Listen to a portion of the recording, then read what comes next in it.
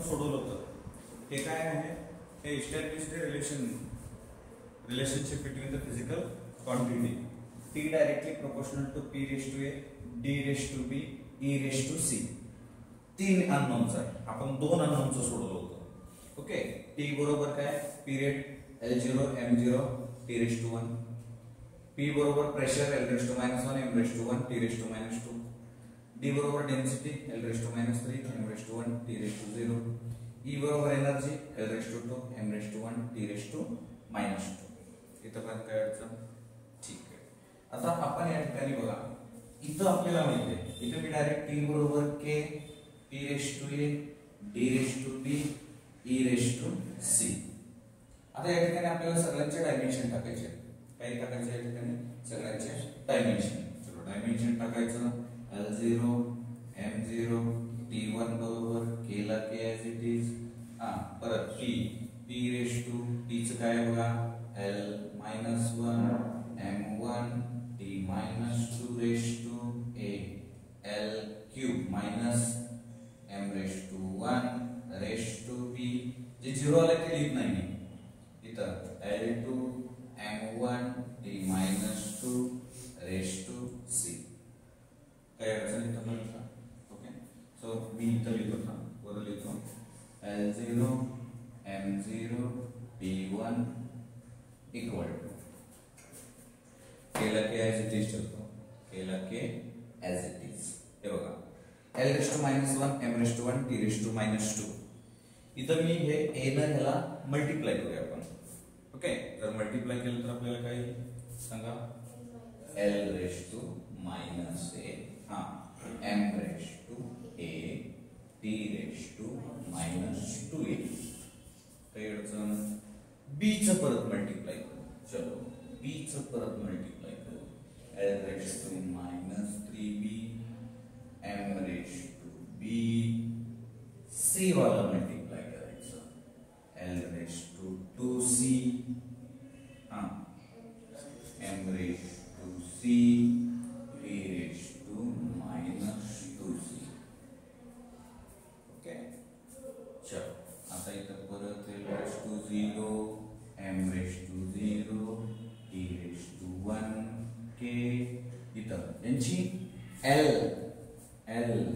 Addition होत असेल तर एडिशन, सबस्ट्रॅक्शन होत असेल तर सबस्ट्रॅक्शन. त्याच्या पॉवर बघा, पॉवरवर काय काय बघूया. -E आहे इथं काय -3B आहे, तिथं काय +2C आहे. चलो M रेस टू मध्ये सुद्धा A आहे +C आहे. इथं C आहे ना, B पण आहे की A + B + C. ओके, तिन्ही आहे फक्त एक आहे, ऍडिशन केलं. T रेस टू सांगा T रेस टू -2A. इथं तर काय नाही -2C. आता ओके, सगळं झालं आपल्याला. आता आपल्याला ह्याच्यानंतर काय करायचं असतं, इक्वेटिंग करायचं. काय इक्वेटिंग करायचं बघा, इक्वेटिंग काय पॉवर ऑफ LMT.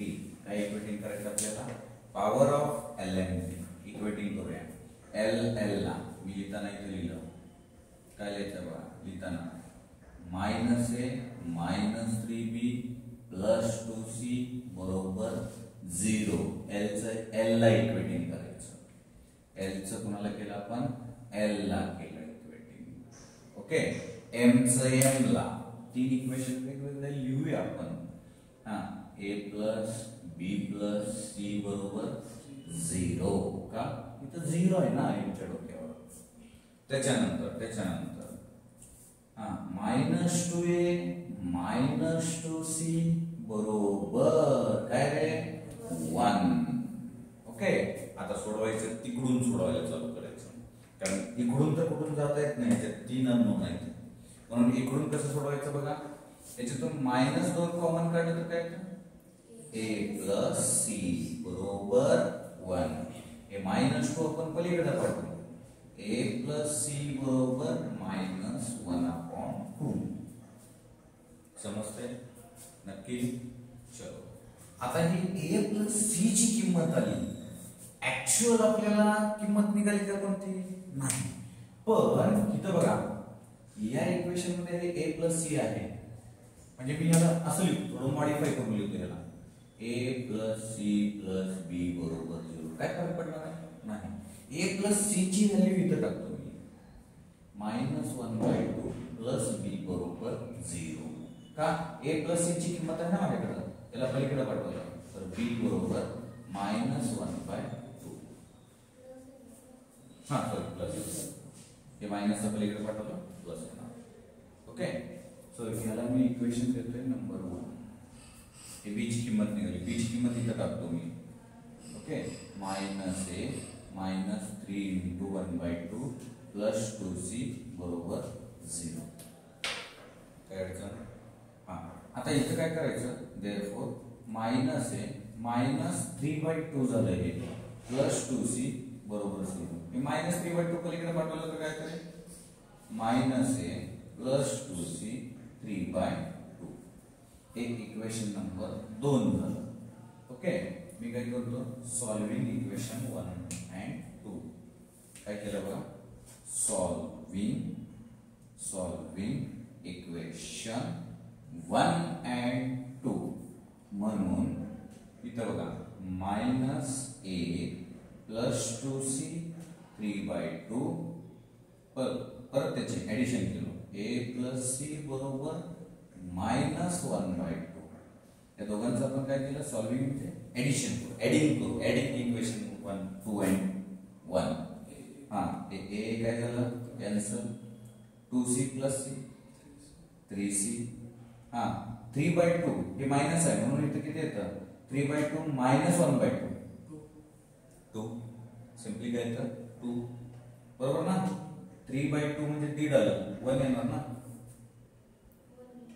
आता थांबा, इथं बघा ना, हे करा 3/2 -1/2 म्हणजे 2/2 कॅन्सल झालं, किती आलं 1. म्हणून इथे आलं 1. तर c ची व्हॅल्यू किती आली 1/3. c ची व्हॅल्यू किती आली 1/3. बट आपल्याला व्हॅल्यू निघाल्या त्या सगळ्या व्हॅल्यूज निघाल्या का, कोणती राहिली, a ची राहिली. चलो ही व्हॅल्यू इथं टाकू. सो देअरफॉर a प्लस 1/3 बरोबर -1/2. याला पलीकडे पाठवलं तर काय होतं, हा यस, -1/2 -1/3. हे क्रॉस मल्टिप्लिकेशन करू बाळा. काय करायचं आपण, क्रॉस मल्टिप्लिकेशन मध्ये काय येणार बघा, तेव्हा हे याला इथे गेलं, हे इथे गेलं, -3 -2 2 × 3. सो a बरोबर, ओके, 2 × 3 a बरोबर -5/6. a बरोबर किती आलं -5/6. मग आपल्याला इक्वेशन रीराईट करू. आता इथे जर इक्वेशन मला रीराईट करायचं आहे तर काय सांगा, इक्वेशन रीराईट करायचं आहे. इथं बघा t बरोबर k p रेशो याची व्हॅल्यू किती आहे बघा, -5/6. त्याच्यानंतर d च्या डोक्यावर किती येणार आहे 1/2. त्याच्यानंतर e च्या डोक्यावर किती येणार आहे आपल्याला 1/3. हा, हेच ऑप्शन मध्ये आहे का बघायचं. हा, छान पैकी लिहून काढायचं. कशाची